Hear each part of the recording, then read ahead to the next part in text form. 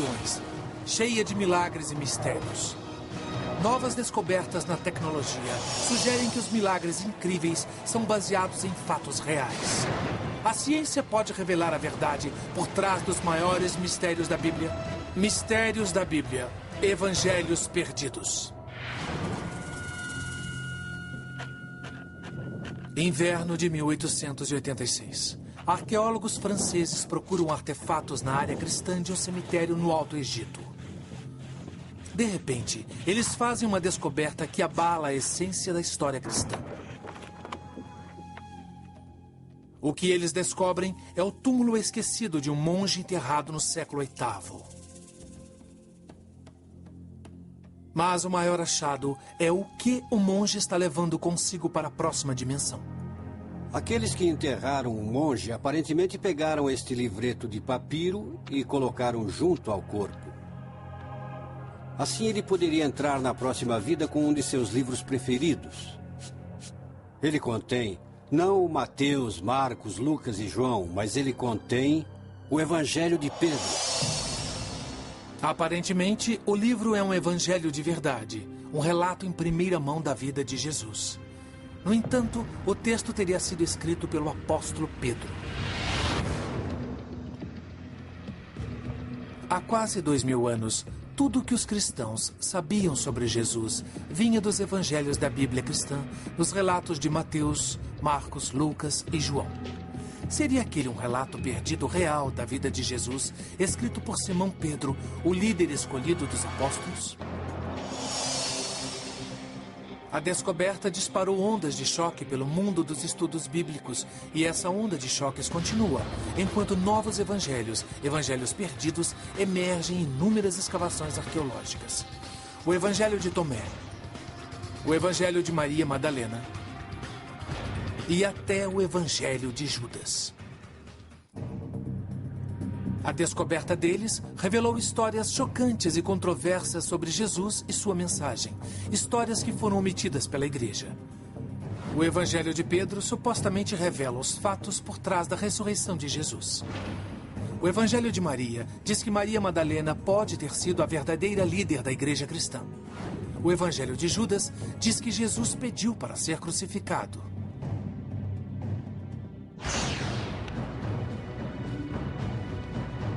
Serão eles relatos confiáveis da vida e morte de Jesus? E se são, por que foram banidos? Com a aplicação de tecnologia de ponta, como microscópios eletrônicos, datação com carbono 14, paleografia e os avanços mais recentes na arqueologia, os especialistas vão examinar os evangelhos perdidos para determinar sua idade, sua fonte e se eles contêm verdades esquecidas da crença mais difundida no mundo. A descoberta dos evangelhos perdidos também revela uma batalha secreta, agora esquecida, mas um dia vital. A batalha pela alma da cristandade. De um lado, um grupo devoto, clamando por um relacionamento direto e espiritual com Deus, com seu próprio conjunto de evangelhos.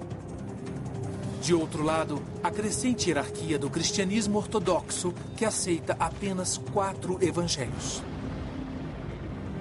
O resultado desta batalha iria determinar o futuro do cristianismo.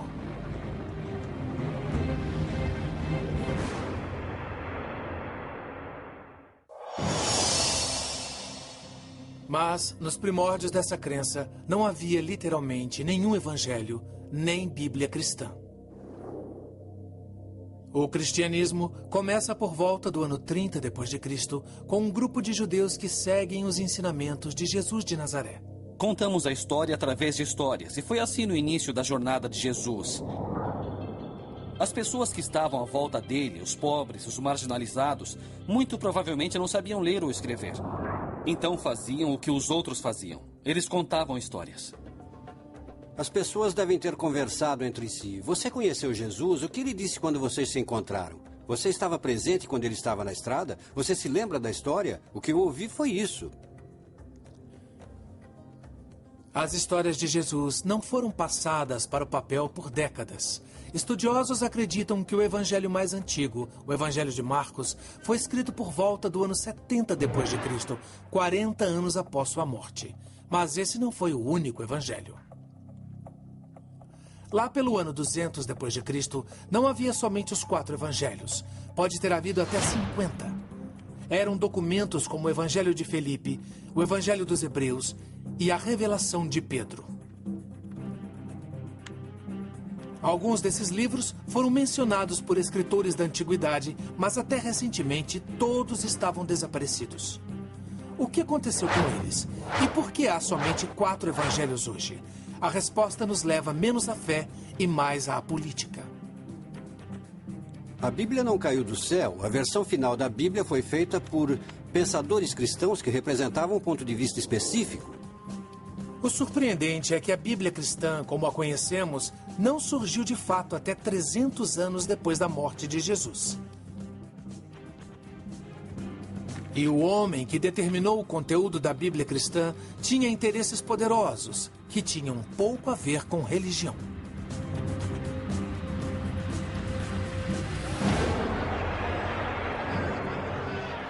No ano 312 d.C., o imperador romano chamado Constantino, um pagão que acreditava em vários deuses, alegou ter tido uma visão da cruz antes de uma batalha. Depois de sua vitória, ele se converteu ao cristianismo e o declarou religião semi-oficial do Estado.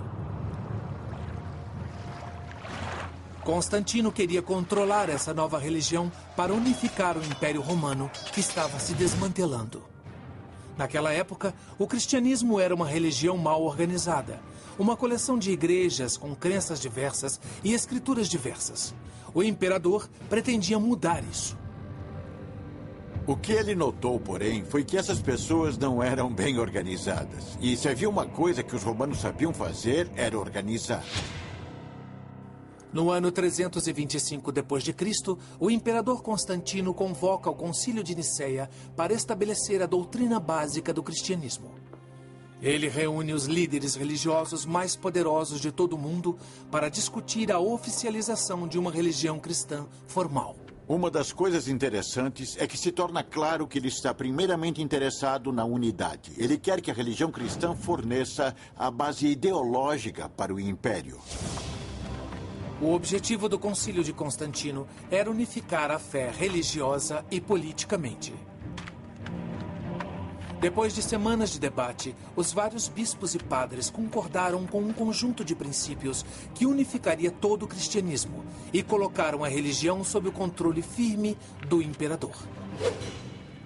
E então ele usou sua autoridade para dizer: muito bem, pessoal, é isso aí. As coisas mudaram drasticamente com Constantino. Temos uma redefinição total de como Deus deve ser entendido. Deus agora é o protetor do Estado que procura usar a religião para seus próprios interesses de unificação, porque não se pode ter discordância e governar um Estado. Constantino também unificou os evangelhos cristãos e limitou os evangelhos que considerou apropriados para a religião do Estado. Apesar de o Concílio de Niceia não ter decidido oficialmente o conteúdo da Bíblia cristã, Constantino deixou claro quais evangelhos ele considerava aceitáveis. Ele encomendou a criação de 50 cópias de uma Bíblia cristã que continha apenas os evangelhos de Mateus, Marcos, Lucas e João. O que aconteceu com os outros evangelhos? No ano 382 d.C., outro concílio religioso literalmente proibiu que os cristãos os lessem. Sob o imperador cristão Teodósio, todos os outros evangelhos foram considerados heréticos. Foram banidos ou enterrados, seus donos presos e às vezes executados. Havia vários outros textos que verdadeiros cristãos devotos amavam. Eles devem ter sido lidos por muito tempo, até que os bispos chegaram para dizer: não deveis ler isto, mas deveis ler aquilo. O que estava escrito nesses evangelhos perdidos? O que os tornava tão ameaçadores que tiveram que ser banidos ou destruídos? Ninguém soube por quase 2000 anos. Mas em 1886, o Evangelho de Pedro emergiu das areias do deserto egípcio. Outras descobertas espantosas se seguiram no século XX. Os evangelhos de Tomé, de Maria Madalena, de Judas. Esses evangelhos perdidos revelam uma visão muito diferente de Jesus. Uma abordagem diferente da espiritualidade. E uma versão do cristianismo que um dia ameaçou a base da própria fé.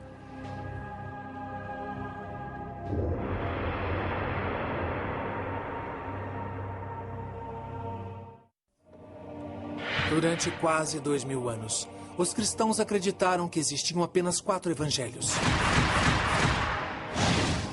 que contavam a história de Jesus de Nazaré.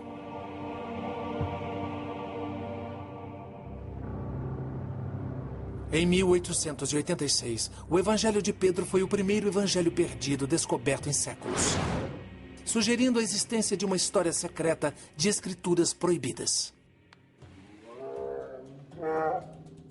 Em 1945, uma descoberta assombrosa revelou uma vasta coleção de evangelhos perdidos e mudou para sempre a história do cristianismo. No Egito, perto de uma cidade chamada Nag Hammadi, um fazendeiro e seus companheiros encontraram um pote de barro lacrado que continha um tesouro de 1800 anos. Dentro dele, havia 52 textos com títulos, como os Atos de Pedro, o Apocalipse de Tiago e o Evangelho de Tomé. Eram literalmente evangelhos perdidos, mencionados por escritores da antiguidade, mas aparentemente enterrados depois da consolidação do poder do imperador romano Constantino no ano 325 d.C. As escrituras só haviam existido como lendas, até aquele momento.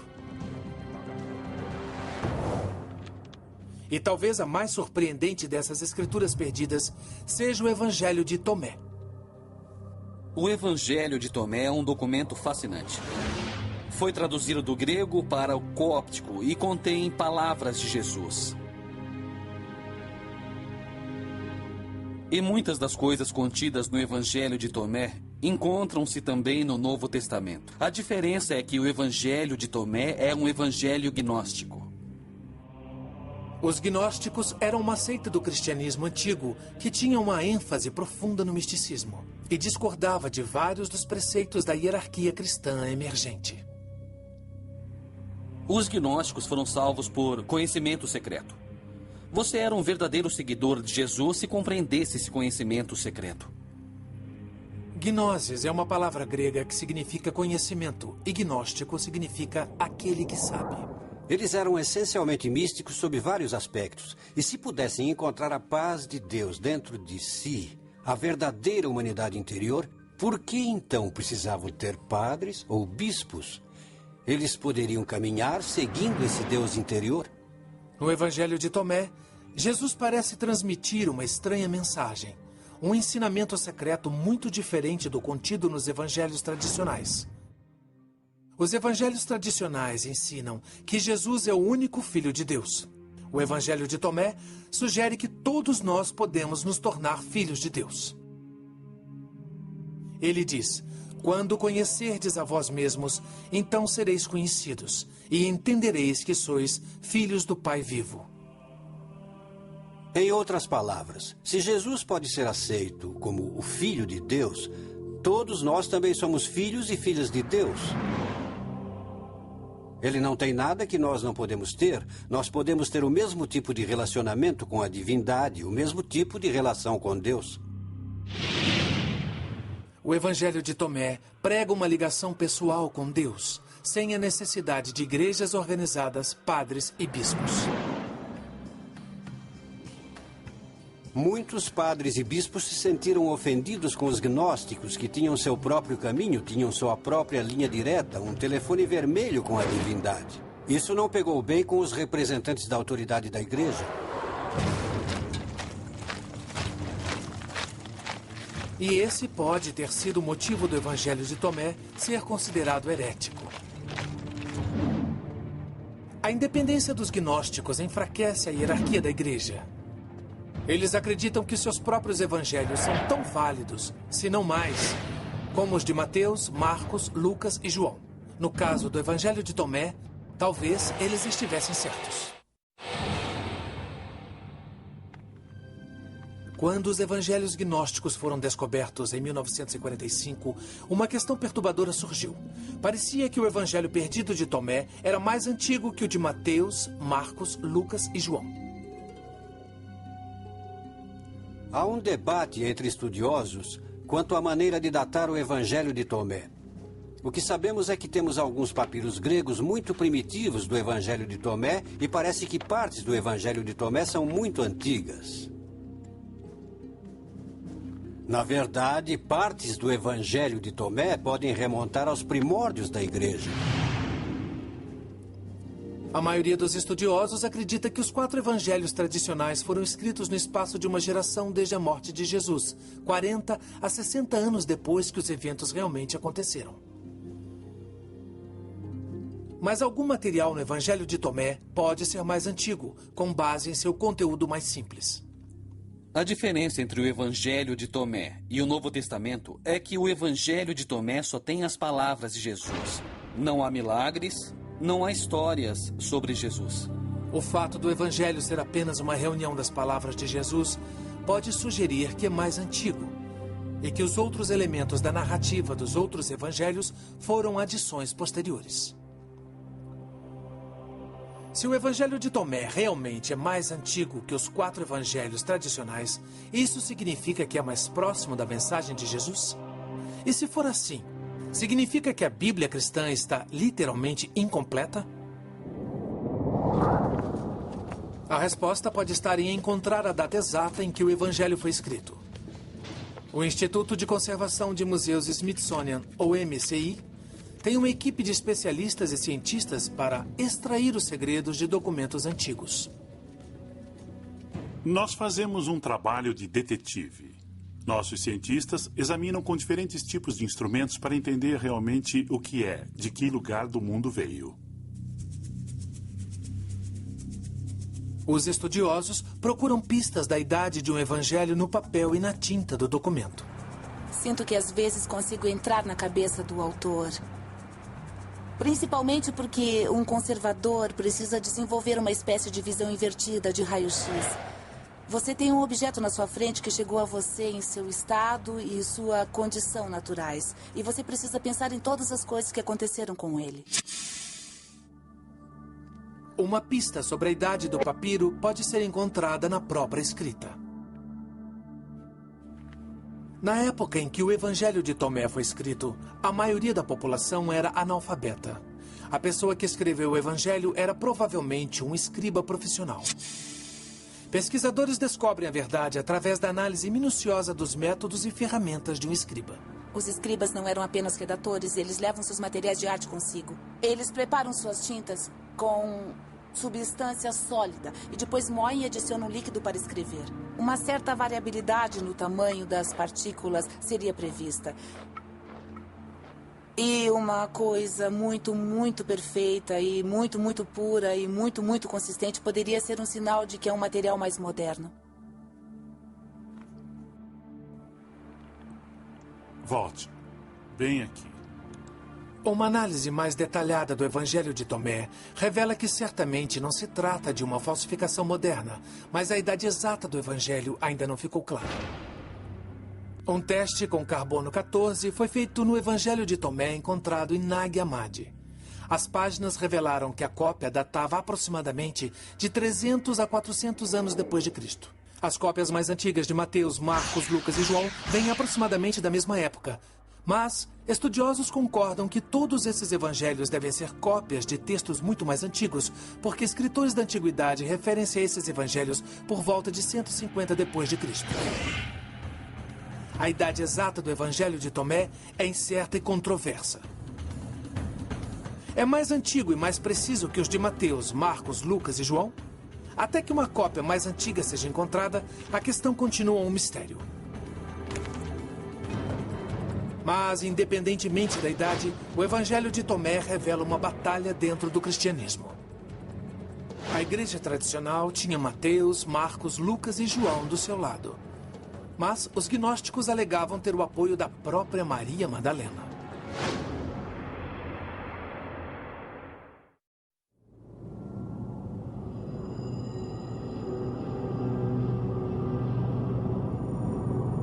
Durante séculos, os cristãos acreditaram haver apenas 4 evangelhos que revelavam a vida e a mensagem de Jesus de Nazaré.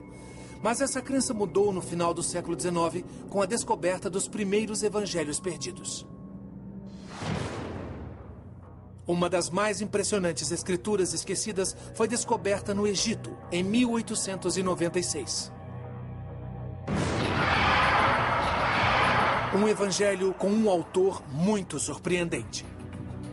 É um evangelho escrito em nome de uma mulher. E não uma mulher qualquer, mas aparentemente Maria Madalena. E não a Maria Madalena que tem um papel na igreja, que é a prostituta arrependida e assim vai. Esta é a Maria Madalena, que é uma discípula amada. Ela é parte do círculo íntimo. Poucos fragmentos sobrevivem, mas eles põem o verdadeiro significado de Maria em perspectiva. Se o Evangelho de Maria é autêntico, significa que as mulheres um dia foram líderes poderosas na igreja cristã. Significa que Maria Madalena não era uma prostituta recuperada, mas a líder dos apóstolos. E numa religião dominada por homens durante séculos, significa que o evangelho mais importante foi escrito em nome de uma mulher. O Evangelho de Maria detalha as instruções secretas que Jesus conta apenas a ela. Segredos sobre a vida, a morte e o paraíso. Nesse evangelho, Jesus revela certas coisas sobre a vida após a morte para Maria em termos muito gnósticos. A vida após a morte nos 4 evangelhos tradicionais é descrita como um paraíso cheio de alegria. Mas no Evangelho de Maria, a vida após a morte envolve uma estranha jornada da alma após a morte, na qual o morto encontra seres angelicais e demoníacos, conforme a alma vai seguindo o caminho até o céu. É apenas para Maria que Jesus revela essa jornada secreta da alma.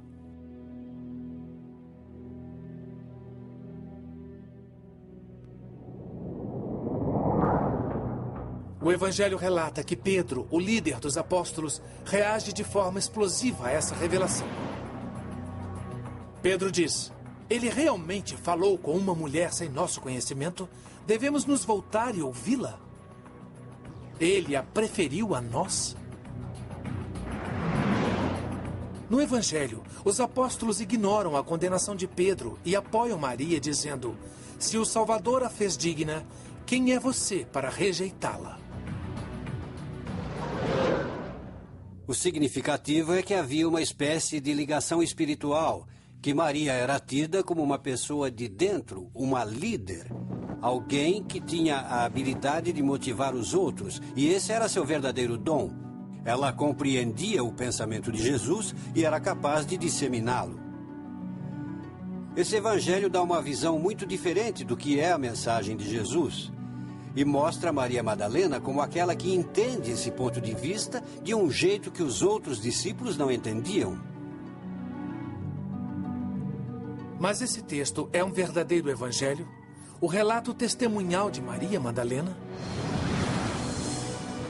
Se é, ele pode mudar a história cristã e revolucionar o papel das mulheres na igreja cristã. A resposta está na idade do evangelho.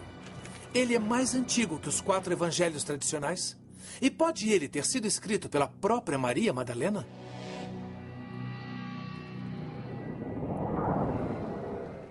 O Evangelho de Maria foi descoberto em 1896, em Armin, no Egito. A datação por carbono revela que esse texto foi copiado à mão no século V. Mas ao longo dos anos, fragmentos do Evangelho de Maria apareceram em outro lugar do Egito e são muito mais antigos.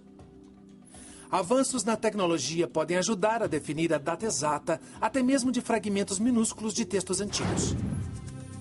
O uso do microscópio 3D permite aos cientistas focalizar os detalhes que dão dicas de sua idade. A esse nível de detalhamento, uma amostra moderna de papiro não guarda nenhuma semelhança com um texto antigo.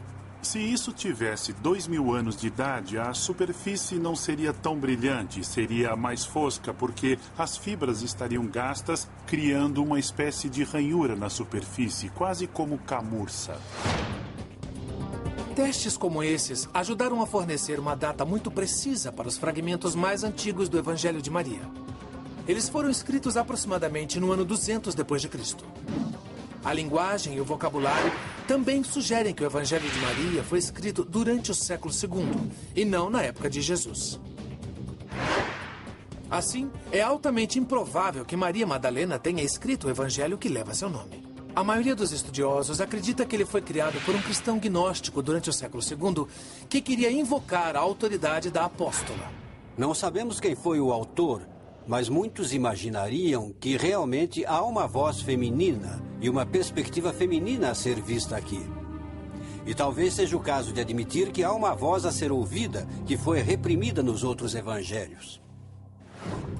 Talvez, e mais importante, o Evangelho de Maria revele um grande conflito no início da igreja sobre o papel das mulheres.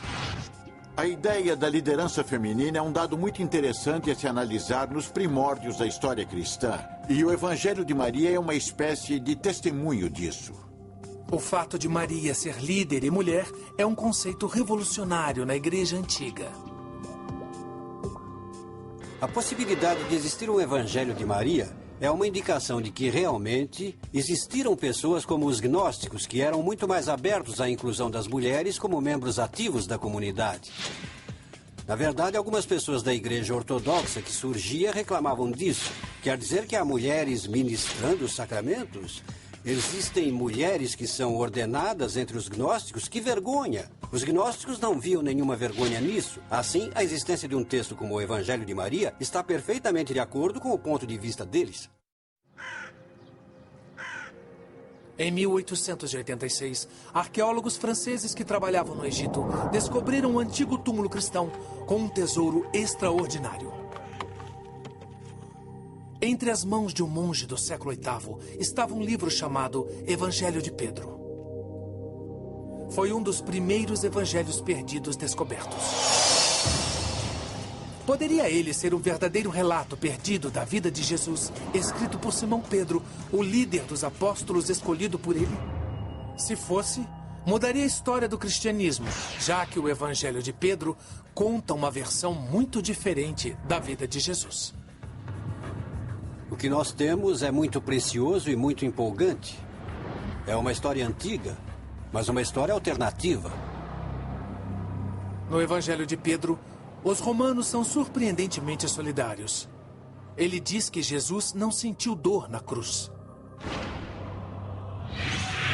Mas a diferença mais chocante é que o Evangelho de Pedro supostamente traz um testemunho real da própria ressurreição. É o único evangelho que temos que tenta contar a história do que aconteceu durante a ressurreição. Todos os evangelhos bíblicos falam dos resultados da ressurreição, que o túmulo estava vazio, mas eles não falam do momento da ressurreição propriamente dito. A descrição começa na terceira manhã, após a morte de Jesus, enquanto os soldados romanos vigiam o túmulo do Messias. O Evangelho de Pedro diz: o túmulo foi aberto e aqueles soldados viram, pois estavam montando guarda. E segundo explicaram do que haviam visto, eles viram 3 homens saírem do túmulo. Quando eles saem, estão amparando um terceiro, supostamente Jesus. E então uma voz profunda aparece e diz: Então vocês rezaram por aqueles que morreram? A ressurreição termina com Jesus e os outros 2 seres elevando-se ao céu, deixando as testemunhas oculares assustadas e maravilhadas. O Evangelho termina com a alegação de que se trata do testemunho do próprio apóstolo Pedro. Poderia esse livro realmente ser o trabalho do líder dos apóstolos, o primeiro Papa? Ele foi escrito na mesma época ou antes dos 4 evangelhos tradicionais? Ou é um relato mais recente, portanto uma falsificação, fazendo-se passar pelo testemunho real de Pedro? As evidências arqueológicas são incertas. O evangelho encontrado em 1886 foi datado no ano 700 d.C., 7 séculos após a morte de Pedro. Fragmentos do ano 500 d.C. apareceram em outros locais, mas ainda muito tardios para terem vindo diretamente do apóstolo. Minha nossa, vai ser uma loucura montar esses negócios. Graças a Deus não vou ter que fazer isso. Mas o evangelho foi mencionado por escritores cristãos da antiguidade.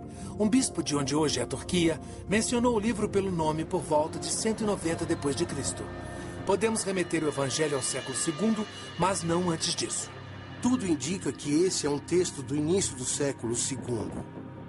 Nós achamos que é um texto do início do século II porque ele utiliza material de todos os 4 evangelhos existentes. As histórias do Evangelho de Pedro são tão semelhantes aos outros evangelhos que parece provável que tenham sido simplesmente copiadas. Quem quer que tenha escrito esse evangelho no século II alegou que era o trabalho do apóstolo Pedro para dar ao texto mais autoridade. Era um recurso comum no mundo antigo. Quando algumas pessoas queriam comunicar uma ideia que consideravam verdadeira ou importante para o movimento cristão antigo, elas não diziam com suas próprias vozes, mas utilizavam a voz de alguém que se sabia que tinha autoridade. Nesse sentido, o Evangelho de Pedro não é um relato real, mas uma falsificação. No entanto, isso traz uma questão importante e perturbadora. Se o Evangelho de Pedro é uma falsificação, então os evangelhos de Mateus, Marcos, Lucas e João também são falsificações. Não sabemos quem foram os autores, mas os textos foram escritos em nome de Mateus, Marcos, Lucas e João, porque esses eram grandes homens do passado. A verdade dessa questão é que quase certamente não foram escritos por Mateus, Marcos, Lucas e João. A maioria dos estudiosos concorda que mesmo os 4 evangelhos tradicionais não foram escritos pelos apóstolos que lhes deram os nomes, mas por seguidores desses apóstolos. Se os evangelhos de Mateus, Marcos, Lucas e João não foram mesmo escritos pelos apóstolos, então isso significa que o evangelho de Pedro ou o evangelho de Maria podem ser considerados autênticos também? A resposta ainda não está clara para os historiadores. Mas há elementos no Evangelho de Pedro que sugerem que não é um testemunho de ninguém, muito menos do apóstolo Pedro. A história que ele narra contém material altamente suspeito. Na cena da ressurreição, Jesus e os 2 seres angelicais se erguem além das nuvens. E atrás de Jesus, surge do túmulo a verdadeira cruz que fala. O Evangelho diz que eles ouviram uma voz vinda do céu. Vocês rezaram por aqueles que estão adormecidos?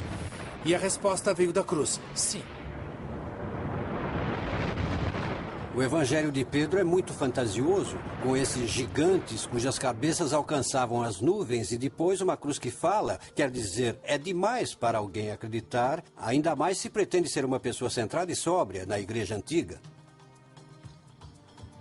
Esse talvez seja um dos motivos por que o Evangelho de Pedro não foi aceito quando Constantino convocou o Concílio de Nicéia.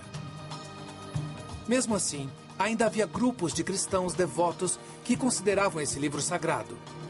Sagrado bastante para ser enterrado com um monge por volta do ano 700 d.C. Eu, particularmente, prefiro a ideia de que há um monge agarrado a esse texto não apenas nesta vida, mas na próxima vida. O Evangelho de Pedro foi descoberto em 1886 e foi um dos primeiros evangelhos perdidos encontrado. E um dos mais recentes evangelhos perdidos foi descoberto em 2006.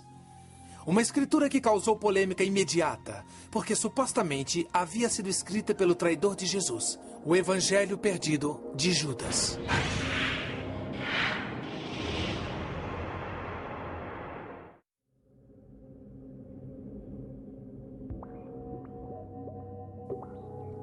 A descoberta de evangelhos perdidos no século XX mudou nossa compreensão da história cristã.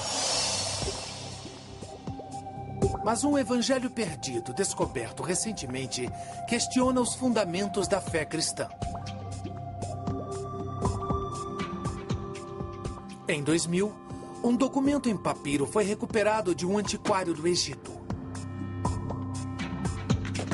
Acredita-se que tenha sido encontrado originalmente próximo a Nag Hammadi, onde os primeiros evangelhos gnósticos foram descobertos. E ele é identificado como o Evangelho de Judas Iscariotes.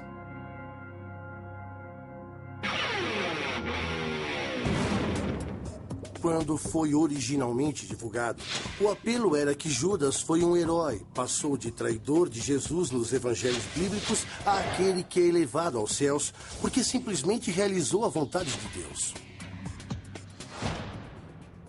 Na versão cristã tradicional da história da crucificação, Judas entrega Jesus aos romanos e é taxado de vilão. Mas neste evangelho, a história da traição é transformada numa história de sacrifício pessoal. No evangelho, Jesus reconhece Judas como o mais sábio dos apóstolos. Ele é tudo sobre Jesus e Judas. Judas é considerado um discípulo muito especial. Ele é o esclarecido e é aquele que parece ter mais discernimento de quem realmente é Jesus. Jesus diz que Judas vai entregar apenas seu corpo físico aos romanos. Ele próprio vai escapar da crucificação e retornar ao plano espiritual.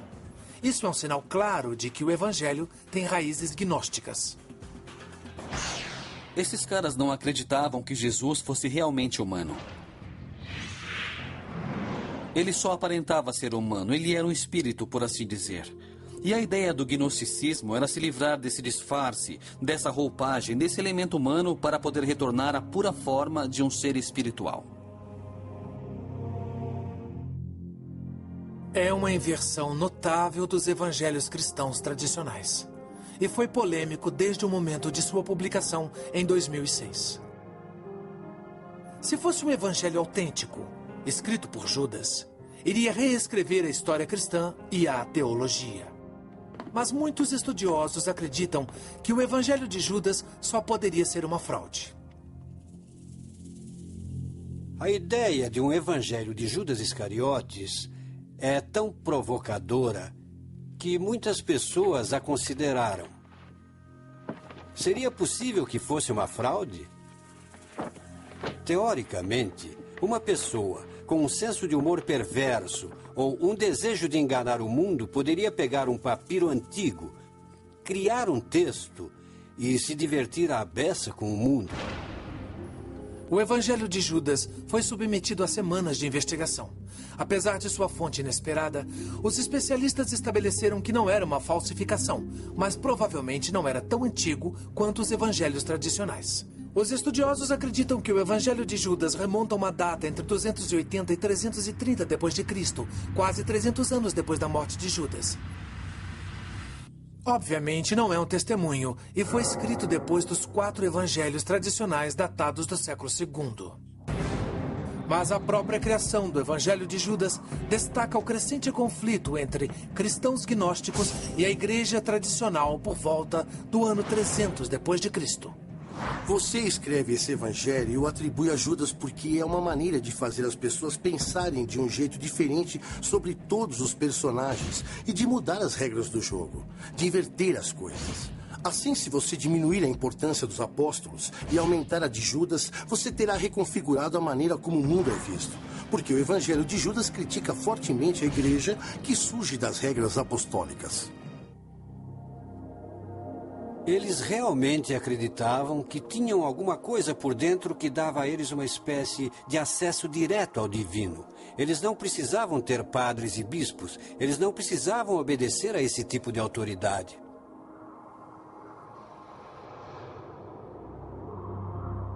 Mas a ênfase no misticismo e na revelação pessoal dos gnósticos talvez os tenha levado à ruína. Em vez de construir uma comunidade e ganhar seguidores, o seleto círculo místico dos gnósticos começou a se desfazer em meio à política.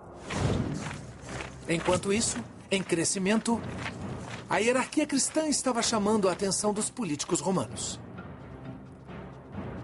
Com o Concílio de Nicéia em 325 d.C., o imperador Constantino solidificou a base de poder dos bispos mais ortodoxos e sua hierarquia.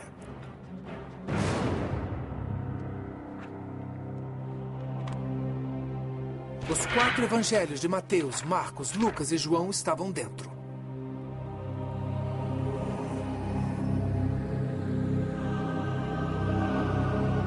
Os evangelhos gnósticos estavam fora. Pelo menos oficialmente.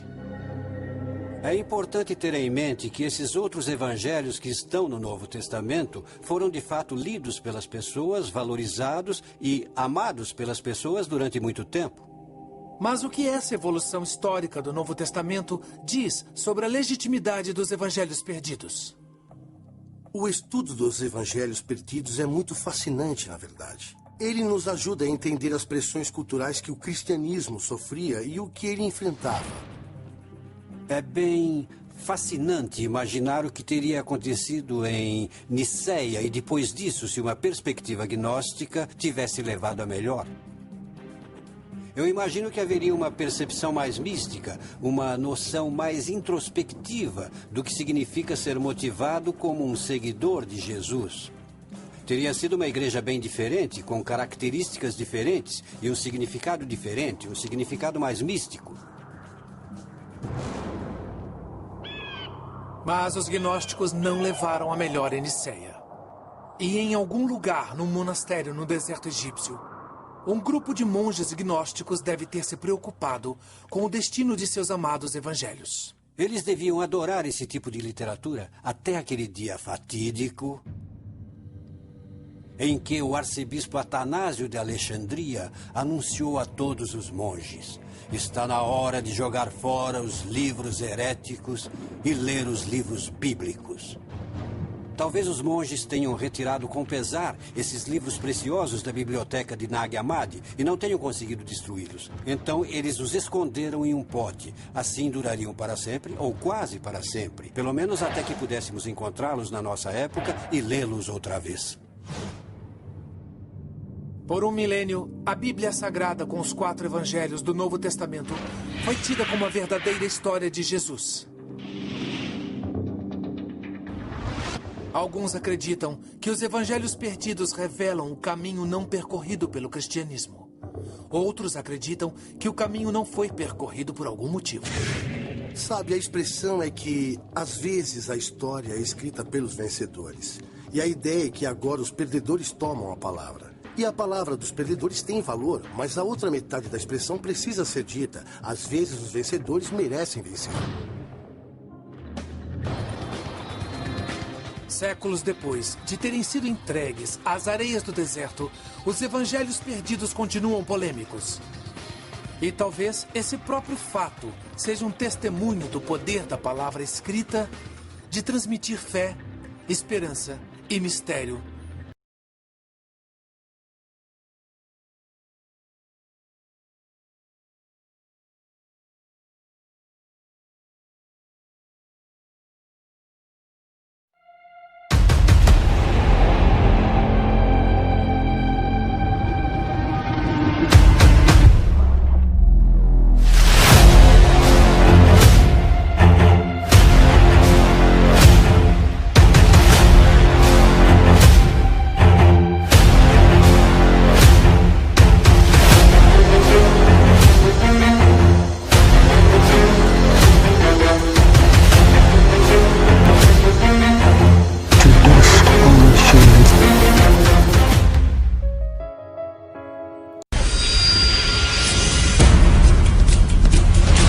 Hoje, nos Estados Unidos, existem milhares de igrejas protestantes com mais de 150 milhões de fiéis. Que faça a nossa igreja arder com a chama do Espírito Santo! Os cultos variam de diversas maneiras, mas todos têm origem no mesmo livro, a Bíblia. O Evangelho de Nosso Senhor Jesus Cristo, segundo Mateus, capítulo 5. Nos dias de hoje, não paramos para pensar que qualquer pessoa pode ler a Bíblia e interpretá-la à sua maneira. Mas não foi sempre assim.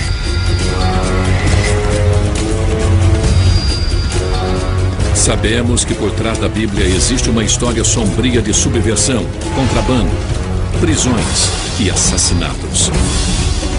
A Bíblia já foi escrita em uma língua que ninguém compreendia. E quando as pessoas começaram a ler a palavra de Deus diretamente em inglês, teve início uma revolução na essência da fé popular. Por isso, séculos atrás, a Bíblia em inglês tornou-se um livro ilegal.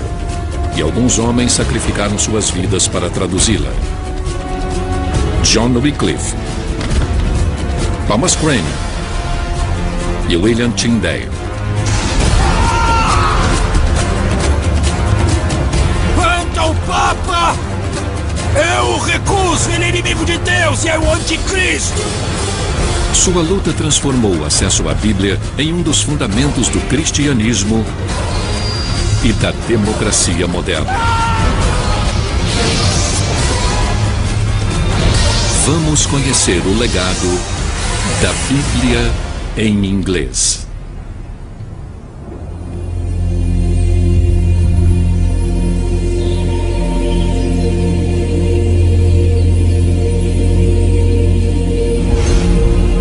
Pai nosso que estais no céu, santificado seja o vosso nome. Atualmente, cada nação tem sua própria versão da chamada Palavra de Deus. Venha a nós o vosso reino. Seja feita a vossa vontade, assim na terra como no céu. Porém, as línguas originais da Bíblia foram o hebraico e o grego antigo. O pão nosso de cada dia nos dai hoje. Perdoai as nossas ofensas. A tradução para o inglês foi feita somente em 1526 e, na época, foi um ato ilegal. As autoridades inglesas acreditavam que se pessoas comuns lessem a Bíblia por conta própria, questionariam a autoridade da igreja. Assim como nós perdoamos a quem nos tem ofendido, e não nos deixeis cair em tentação, mas livrai-nos do mal. Amém. Portanto, quando a Bíblia em inglês surgiu na década de 1380, ela não marcou apenas o renascimento religioso, mas também uma reviravolta política. Naquela época, existia somente uma igreja em toda a Europa Ocidental. Era a igreja que hoje chamamos de Católica Apostólica Romana, e seu pontífice era o Papa. A igreja, com certeza, monopolizava a maneira como as pessoas vivenciavam o cristianismo. Não havia outras opções. Não se conseguia salvação em uma outra igreja. Comparecer às missas não era voluntário, não era uma escolha, era obrigatório.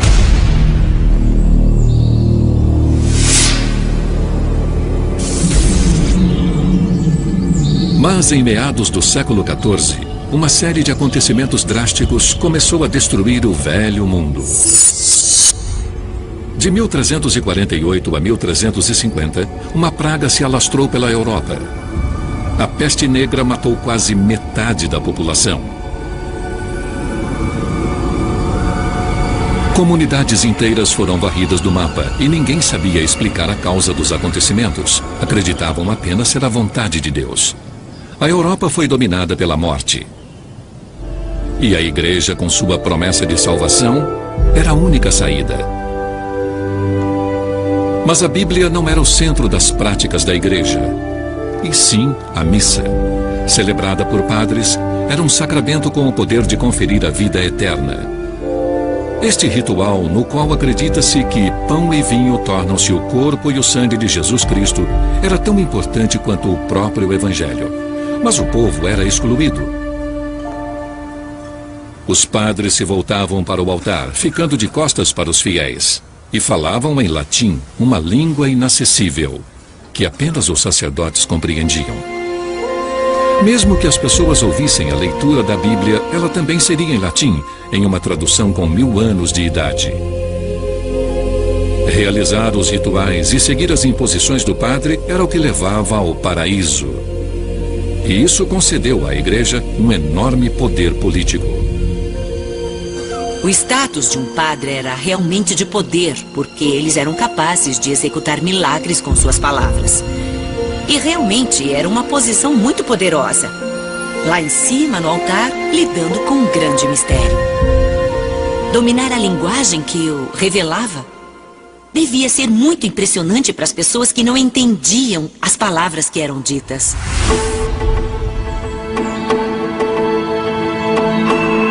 Porém, na década de 1370, um inglês desafiou toda esta autoridade. Ele condenou o poder político e econômico da igreja, questionou o sagrado sacramento da missa e atacou a autoridade espiritual de seus sacerdotes. Seu nome era John Wycliffe, um teólogo pioneiro em sua época. Ao ler minuciosamente a Escritura, Wycliffe percebeu que a igreja que ele conhecia divergia da pureza dos evangelhos originais.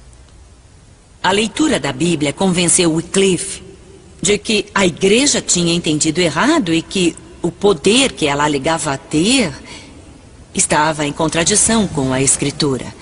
E isso transformou a Bíblia na fonte de autoridade do cristianismo.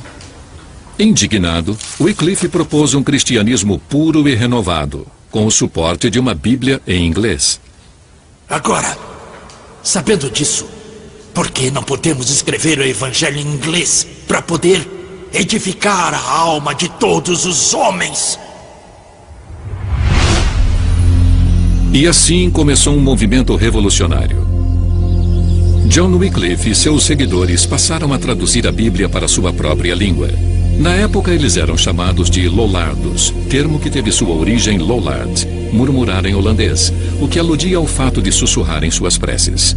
Eles traduziram a Bíblia do latim para a língua do cotidiano, uma forma arcaica do inglês atual. In the beginning, God made of Nocht heaven and earth. No princípio, Deus criou o céu e a terra. The surface of the earth was idle and void. E a terra era sem forma e vazia. E havia trevas sobre a face do abismo. And the Spirit of the Lord was born on the... E o Espírito de Deus se movia sobre a face das águas. And God said, Licht be mad. And Licht was mad. E Deus disse, faça-se a luz. E a luz foi feita. Sobreveio a tarde e depois a manhã. Foi o primeiro dia. Ainda não havia impressão em papel na Europa, por isso todas as Bíblias de Wycliffe eram manuscritas. Cada uma podia levar 6 meses para ficar pronta. A Bíblia de Wycliffe não foi impressa, por isso cada uma delas é um objeto único. As primeiras Bíblias pareciam cartilhas de tradução do latim para o inglês. Palavra por palavra, era quase uma tradução literal em vez de se traduzir os contextos. E isso soava meio estranho. As últimas versões eram mais elaboradas, mais coerentes, de leitura mais agradável. Já não parecia que alguém estava aprendendo a traduzir, mas sim pensando biblicamente. Ler a Bíblia de Wycliffe encorajava as pessoas a terem opinião própria, algo que não era tolerado pelas autoridades. Isso abalava o status quo da igreja e do Estado. Wycliffe morreu em 1384. Logo em seguida, uma série de medidas repressoras tentaram acabar com o movimento dos Lollardos, o Lollardismo. Em 1407, os livros de Wycliffe foram proibidos e a tradução da Bíblia para o inglês se tornou ilegal. A partir de então, possuir uma Bíblia em inglês era considerado heresia. E a punição para a heresia era a fogueira. Em 1415, 30 anos após sua morte, um concílio da Igreja Católica condenou Wycliffe como herege, dando início a um ritual bizarro. Em 1428, quase meio século depois de ser enterrado, o corpo de Wycliffe foi exumado pelas autoridades. Esta exumação macabra foi a vingança da Igreja. Haec Sanctus Synodus declarat deficientiat eiundem Johannem Wycliffe USA. Esse concílio sagrado declara, define e determina que John Wycliffe foi um herege obstinado e notório. E até morreu como herege. Em seguida, seu corpo foi entregue às autoridades e levado à fogueira.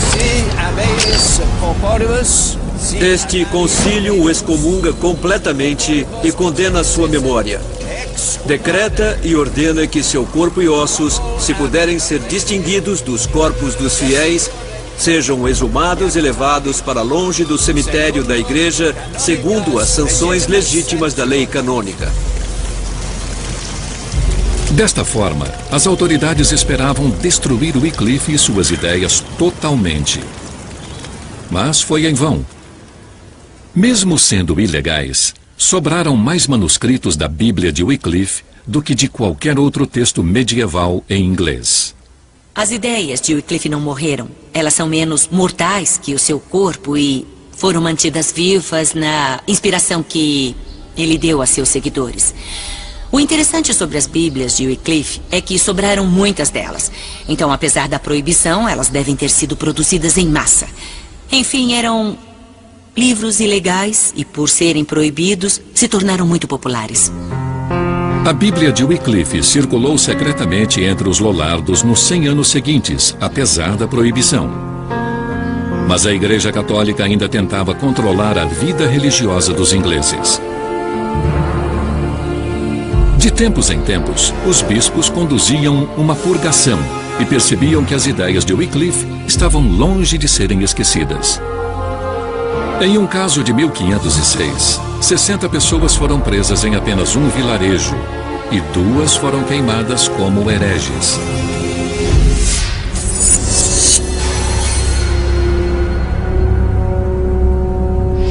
Na década de 1520, quando o rei inglês Henrique VIII ocupava o trono, a Igreja Católica dominante sofreu um novo ataque.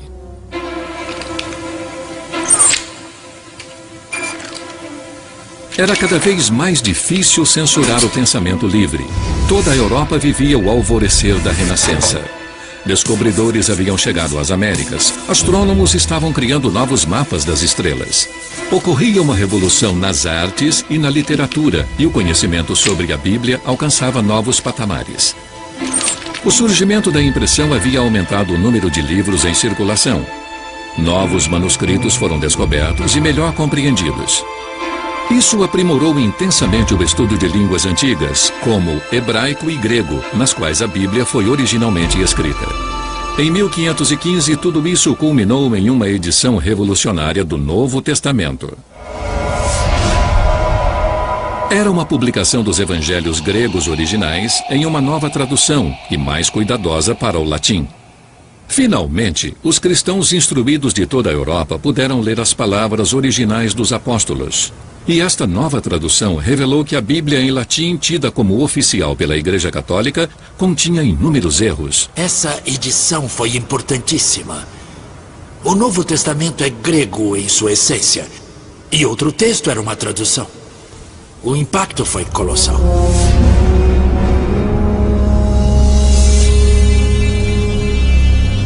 No princípio era o Verbo, e o Verbo estava com Deus, e o Verbo era Deus.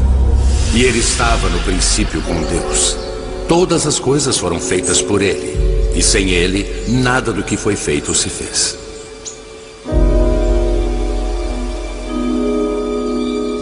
A nova edição do Novo Testamento grego serviu de inspiração para um jovem estudioso chamado William Tyndale.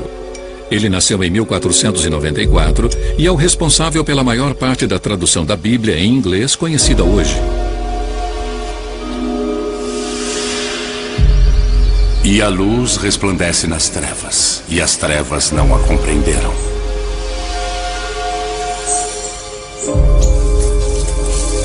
Tyndale abominava a proibição da Bíblia em inglês pela Igreja, porque criava uma barreira entre os fiéis e a palavra de Deus.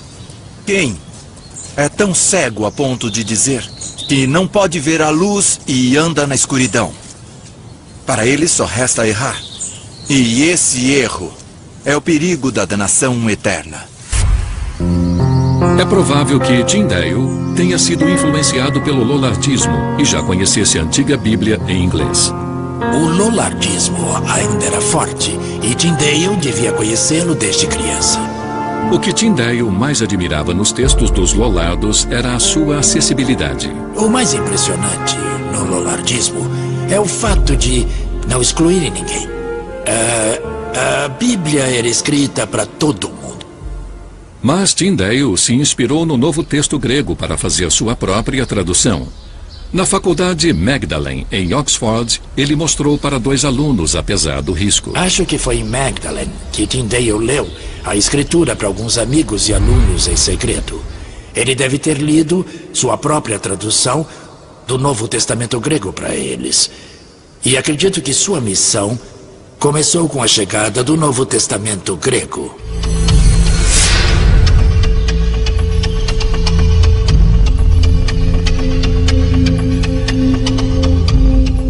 Tyndale não foi o único. Do outro lado da Europa, este foi o estopim de movimentos religiosos.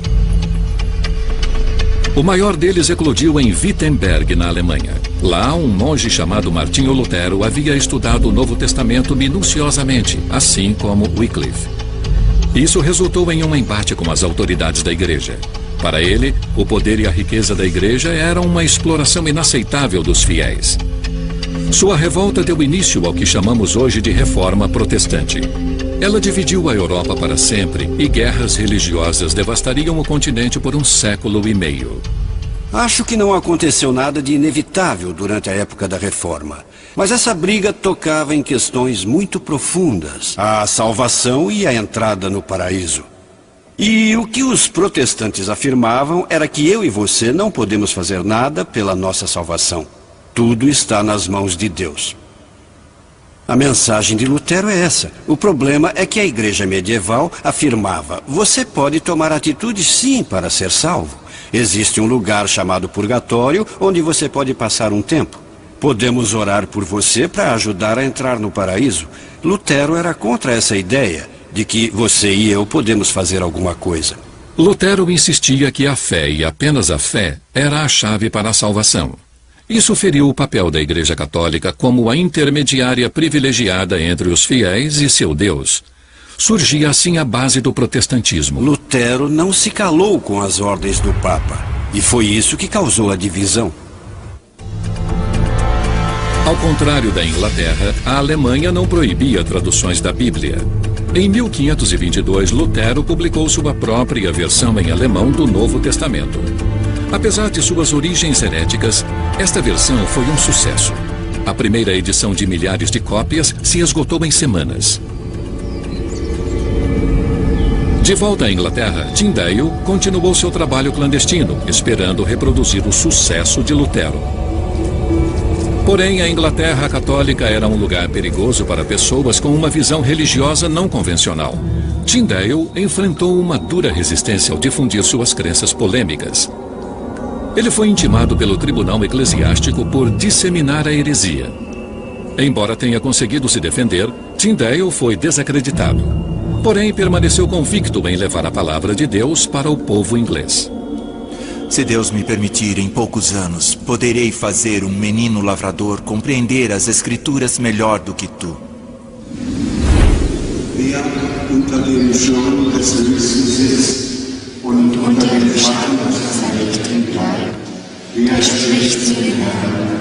Na Alemanha, os protestos de Lutero foram apoiados pelo líder local.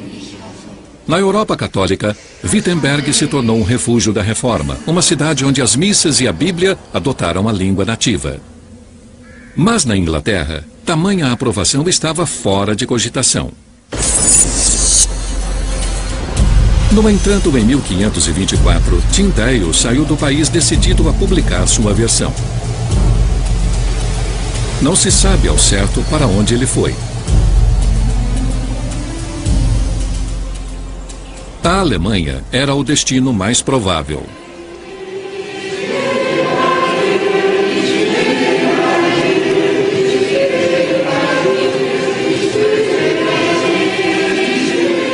Como Lutero estava firme no comando de uma reforma protestante ativa e segura, era natural imaginar que Tyndale fosse se juntar a ele em Wittenberg.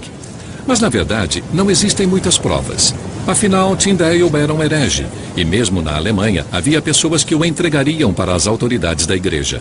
Por isso, manteve seus passos em segredo. Mas existe um indício relevante. O livro de matrículas da Universidade de Wittenberg, que ainda existe. Todos os alunos eram obrigados a se registrar e jurar lealdade às regras e estatutos da universidade. Sob o número 1508, encontramos o nome do irmão Martinho Lutero de Mansfield, o mesmo homem que deu início à reforma de Wittenberg. E quando estudiosos examinaram o livro em detalhes, outro nome surpreendente surgiu. Em 1524, exatamente o ano em que Tyndale fugiu da Inglaterra, o manuscrito exibe o nome latino Guilhelmus Dalton ex Anglia, ou William Dalton da Inglaterra. Os estudiosos perceberam que, ao inverter a posição das sílabas, lê-se Tyndall.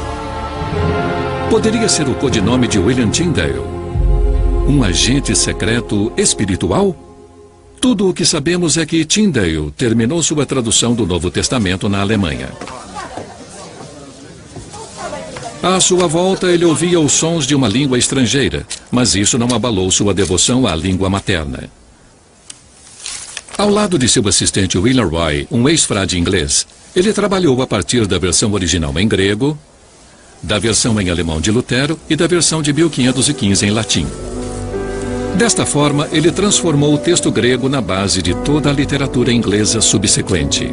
Palavras escritas para serem lidas em voz alta, o que influenciou o modo de falar inglês. E ele subiu a um monte. Assentando-se, aproximaram-se dele os seus discípulos e, abrindo a sua boca, os ensinava, dizendo: Bem-aventurados os pobres de espírito, porque deles é o reino dos céus. Bem-aventurados os que choram, porque eles serão consolados. Bem-aventurados os mansos, porque eles herdarão a terra. Bem-aventurados os misericordiosos, porque eles alcançarão misericórdia. Bem-aventurados os limpos de coração, porque eles verão a Deus. Bem-aventurados os perseguidos por causa da justiça, porque deles é o reino dos céus.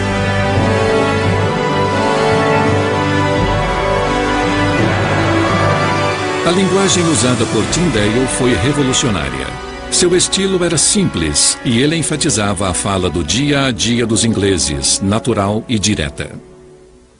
Eu acho que foi um marco e fica muito evidente na escolha das palavras e na sua sensibilidade poética muito própria. Ele é mestre das palavras, como Shakespeare. E aconteceu naqueles dias que Jesus, tendo ido de Nazaré, e o centurião que estava defronte dele, vendo que assim clamando expirara, disse: Vós sois o sal da terra.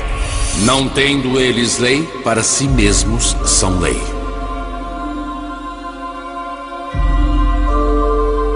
A influência foi notável. A linguagem dele ainda perdura no nosso mundo.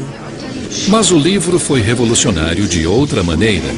Tendo como base o texto original grego, a tradução de Tyndale revelou uma visão muito diferente do cristianismo. Como Wycliffe e Lutero, Tyndale acreditava que esta visão havia sido distorcida propositalmente pela antiga Bíblia em latim, usada pela Igreja Católica. E ainda que distribuísse toda a minha fortuna para sustento dos pobres. Mais uma vez, recorrer à escritura original teve um efeito drástico. As próprias palavras do Novo Testamento de Tyndale expressavam uma teologia subversiva. Em vez da palavra padre, ele utilizou presbítero ou ancião, diminuindo assim os poderes sagrados da igreja. O amor é sofredor, é benigno. Em vez de caridade, que implicava ser possível barganhar a entrada no paraíso, ele usou amor. Agora, pois, permanecem a fé, a esperança e o amor. Estes três. Porém, o maior destes é o amor. E na tradução de Tyndale, a grande hierarquia da igreja havia se tornado apenas uma congregação. E eu te declaro, tu és Pedro, e sobre esta pedra edificarei a minha congregação. As portas do inferno não prevalecerão contra ela. Qualquer mudança nas escrituras era heresia, porque era mudar o que a igreja dizia. Porque a igreja não cometia nenhum erro. Em agosto de 1525, Tyndale estava pronto para publicar sua versão. Ele havia completado o Novo Testamento e adicionou um prólogo e algumas notas ao texto. Encontrou uma prensa em Colônia para fazer a impressão, mas um desastre aconteceu. Senhor, uma invasão! O local foi invadido. Alguém havia alertado as autoridades da igreja. E Tyndale fugiu com somente uma parte do texto impresso. Destemido, ele começou tudo de novo. Finalmente, em 1526, Tyndale publicou seu Novo Testamento, que daria início a uma revolução. Por ser muito pequeno, seu próprio tamanho era subversivo. As Bíblias da igreja eram livros grandes, mas o Novo Testamento de Tyndale resultou num livro bem pequeno. Quando foi idealizado, era um livro perigoso, por isso o tamanho menor, para poder ser escondido. Mas ele também cabe nas mãos, e o fato de ser tão portátil o torna parte do dia a dia da pessoa.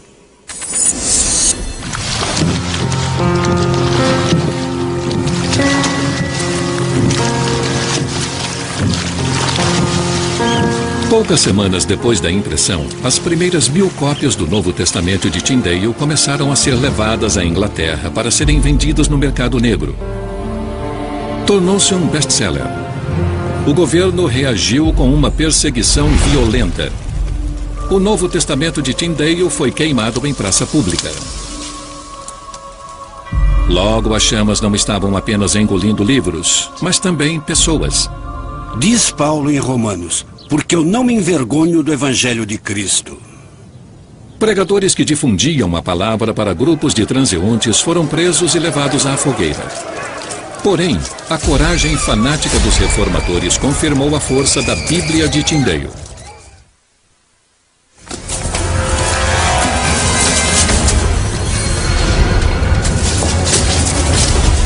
Após 12 anos de fugas, os inimigos de Tyndale finalmente o apanharam. Até hoje não se sabe quem subornou Phillips para entregar o tradutor herege às autoridades. Mas não há dúvidas de que o plano foi traçado na Inglaterra. Acredito que seu grande inimigo na Inglaterra era o novo bispo de Londres, John Stokesley. E acho que Stokesley estava no comando de um homem detestável, Harry Phillips, que preparou a emboscada. Phillips escreveu para todos dizendo que precisava de dinheiro e Stokesley deve ter descoberto e o contratou. Tyndale foi levado da Antuérpia para um castelo perto de Bruxelas, na Bélgica. Ele ficou em uma solitária por mais de um ano, longe até mesmo de sua amada Bíblia.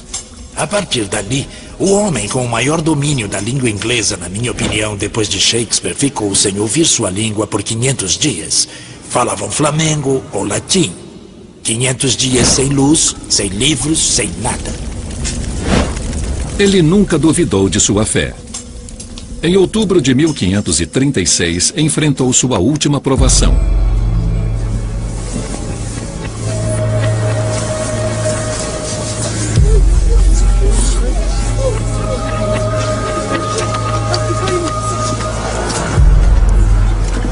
Ele foi ameaçado durante toda a sua vida adulta.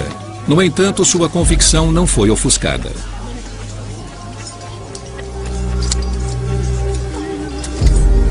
Até o fim, sua vontade era levar a Bíblia aos ingleses. Senhor, abra os olhos do rei da Inglaterra!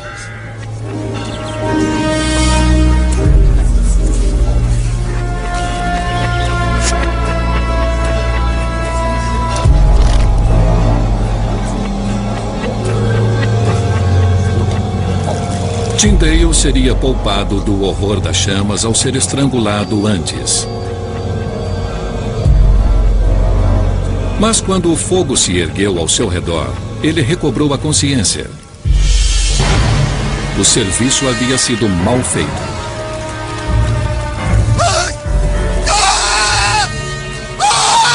A missão assumida por Tyndale de levar as escrituras ao povo inglês foi a estrela guia de sua vida.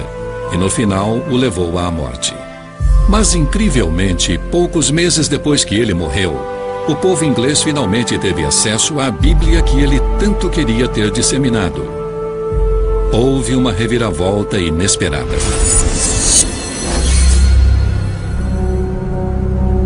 O homem cujos olhos Tyndale queria abrir era o rei inglês Henrique VIII. Hoje, o rei é lembrado por suas 6 esposas.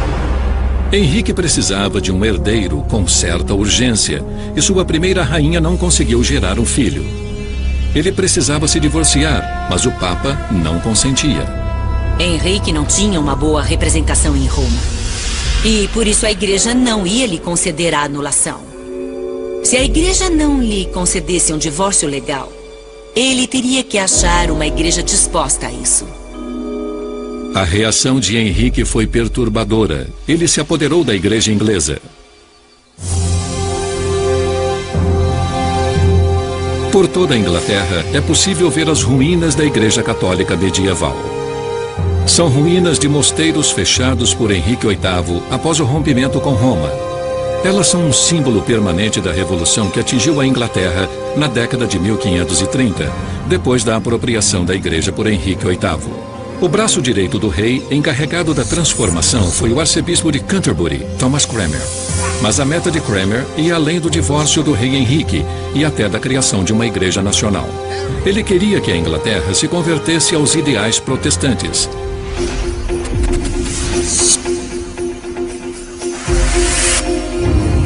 Como em outros países da Europa, a Bíblia na língua nativa foi a base da reforma de Cranmer.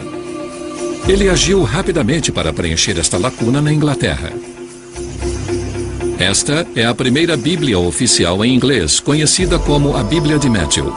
É supostamente o trabalho de um certo Thomas Matthew, mas o nome é um pseudônimo. Ela foi impressa na Antuérpia. E estas iniciais rebuscadas revelam aos estudiosos quem realmente fez o trabalho, W.T., de William Tyndale. 2 anos mais tarde, surge a grande Bíblia de Cranmer. A maior parte do texto de Tyndale é mantida, mas esta publicação é enfim oficial. Ela foi adotada pelas igrejas inglesas por decreto real.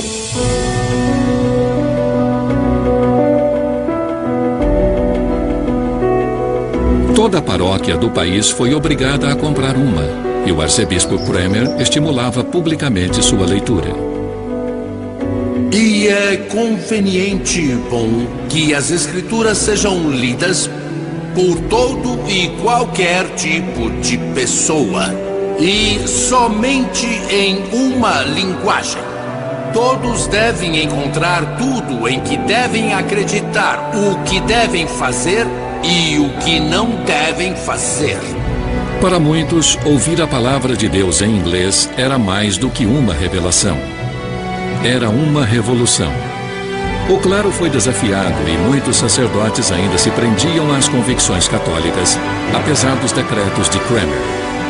E abrindo a sua boca, os ensinava dizendo: bem-aventurados os pobres de espírito, porque deles é o reino dos céus. Mas poucos meses depois, Henrique começou a ter dúvidas sobre a empreitada de seu arcebispo. Era protestante demais para seu gosto.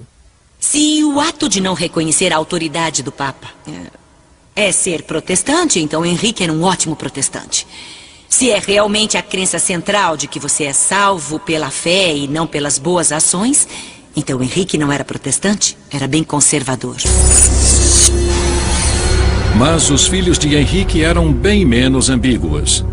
E quando ele morreu em 1547, uma tempestade religiosa encobriu a Inglaterra. Quem o sucedeu foi seu único filho, Eduardo, um protestante. Ele era afilhado de Cranmer. Enfim, a reforma deslanchou.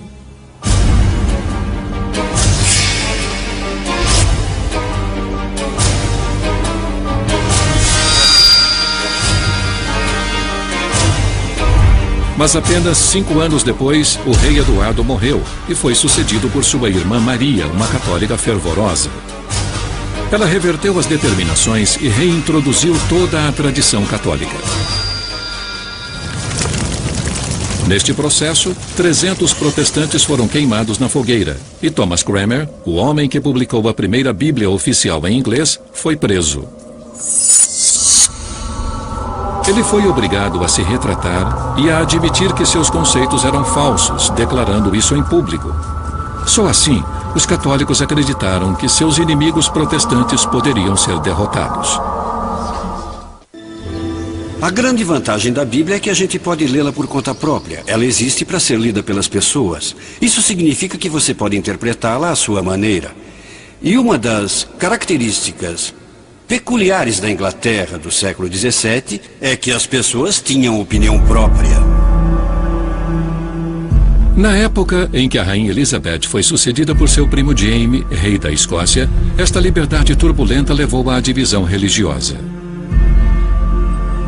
Em poucos meses, o rei Jaime convocou uma conferência em seu palácio em Hampton Court, próximo a Londres, para unir as facções religiosas.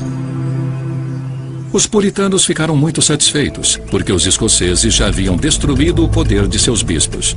Acharam que sua vez havia chegado. A conferência durou 3 dias inteiros e, previsivelmente, os bispos ingleses aproveitaram cada oportunidade para retratar os puritanos como radicais perigosos, como realmente muitos eram. Sua agressão política foi bem sucedida. Parecia que os puritanos sairiam derrotados.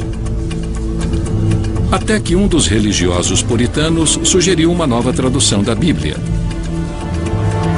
O líder dos bispos aprovou a ideia de que uma nova Bíblia seria conveniente para todos. Assim, o rei Jaime encomendou uma nova Bíblia, cujo propósito era agradar todas as partes e promover a base de uma verdadeira Igreja Nacional, em que todos pudessem se unir nos mesmos rituais.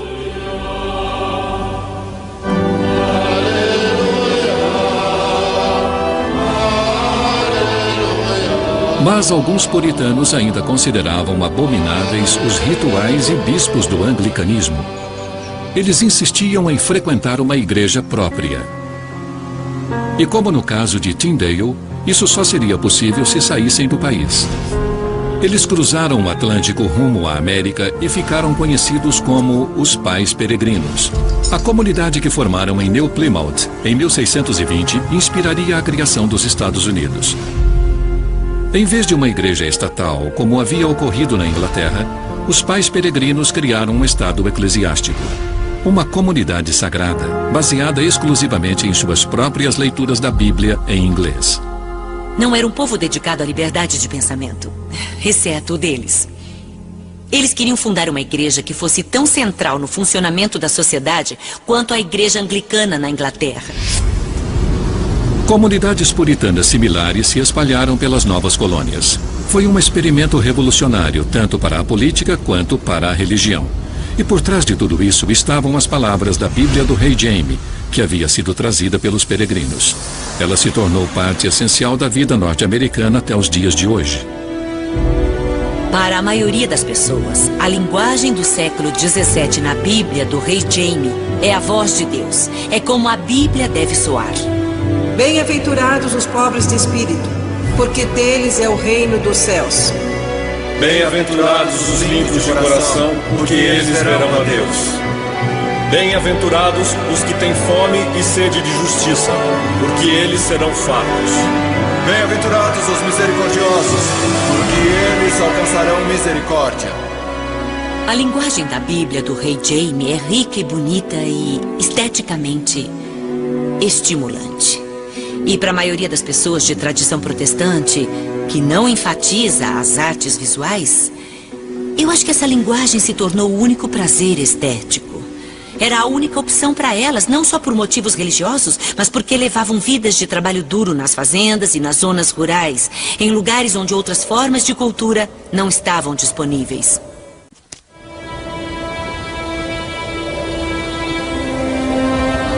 A experiência da região da Nova Inglaterra nos Estados Unidos dependia de um entusiasmo contínuo pela Igreja e pela Bíblia.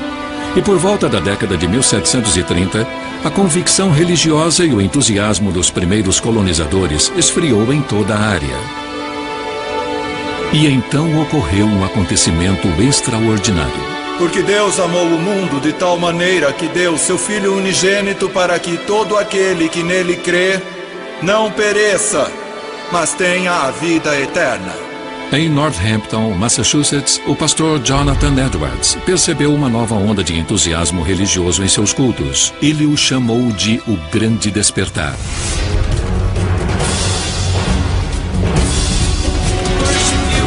Seus efeitos ainda ecoam nas igrejas de hoje.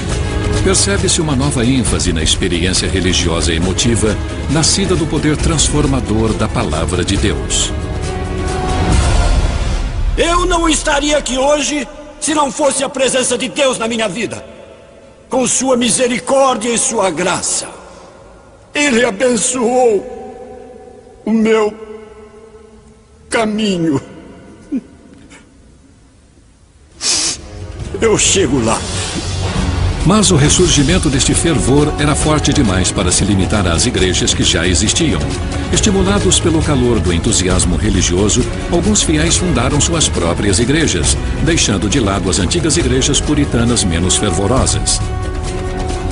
Acredito que o tipo de fervor que alguém como Edwards trouxe para a pregação da palavra inspirou as pessoas a buscarem a salvação de uma maneira que não ficava mais restrita a um tipo específico de estrutura religiosa.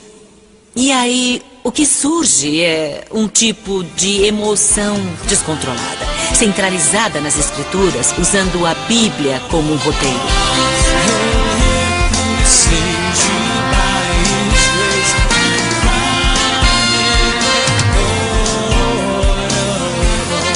Este fervor pela Bíblia produziu uma explosão de novas igrejas. Presbiterianas, batistas, anabatistas, metodistas, luteranas, congregacionalistas, episcopais, ciência cristã, anglicanas, adventistas, de testemunhas de Jeová, unitarianas. 400 anos após a morte de Wycliffe, os norte-americanos aprenderam uma lição. Tanta diversidade impossibilitou a ideia puritana de um Estado eclesiástico. A tolerância era necessária e foi dado um passo além. Ela se tornou obrigatória. Deus Todo-Poderoso criou a mente livre, disse Jefferson. E a Constituição dos Estados Unidos insiste na separação total entre igreja e Estado e garante a liberdade de expressão. A primeira emenda continua importantíssima até hoje. O direito de discordar sobre algo tão essencial quanto a interpretação da Bíblia tornou-se ponto pacífico. Esta discordância é fundamental para a democracia e é parte essencial das liberdades que todos esperam ter. Estas liberdades começaram a surgir em território inglês há mais de 600 anos. Como Jefferson, os primeiros reformadores escolheram confiar nas pessoas e buscaram autoridade espiritual, não na igreja, mas na Bíblia e na consciência individual. E este é o legado a todos os povos, não só os que têm o inglês como língua materna, não apenas protestantes, nem apenas cristãos seguidores da Bíblia. Liberdade de escolha, liberdade de consciência e liberdade de expressão.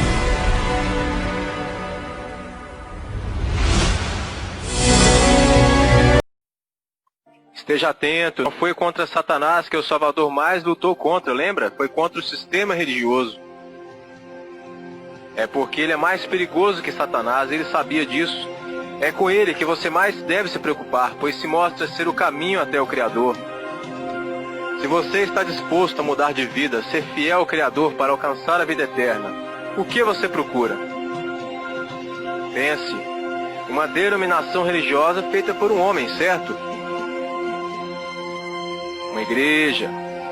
Cuidado, o diabo você luta contra, o sistema religioso você entrega sua vida pensando em estar agradando ao Criador.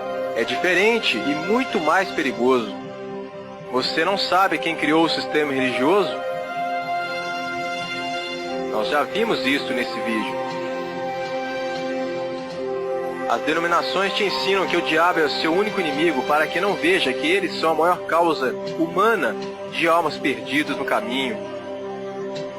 Assista agora o filme da vida do Salvador novamente com esta visão e você verá contra quem ele fala. Hipócritas, não passam de cães gulosos que nunca se fartam. Lobos devoradores, falsos pastores, mercenários. Ele estava falando do diabo? Ou do sistema religioso? Você prefere seguir ao sistema religioso ou quem deu a vida para te salvar? Escolha bem. Não pense que é a mesma coisa, pois ele lutou a vida toda contra eles. Lembre-se, no fim foi o sistema religioso que o matou. Então, escolha bem o seu lado. O sistema religioso que está aí foi criado com que propósito? Pense. Quantos templos ou denominações o Salvador criou?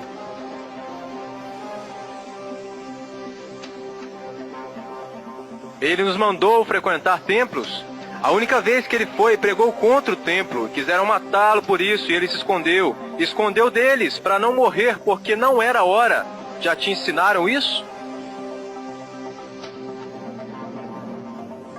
Ele mandou você frequentar templos. Ele ensinou os seus discípulos a construir templos a fim de acumular o povo em um aprisco. Com esse acúmulo de dinheiro que existe hoje, ele é o único caminho para a vida eterna, nós sabemos. Mas ele disse que além de aceitá-lo em sua vida, obedecer o que ele ensinou, era preciso fazer algo como complemento, como seguir um líder religioso ou frequentar denominações. Ele disse para fazermos isso.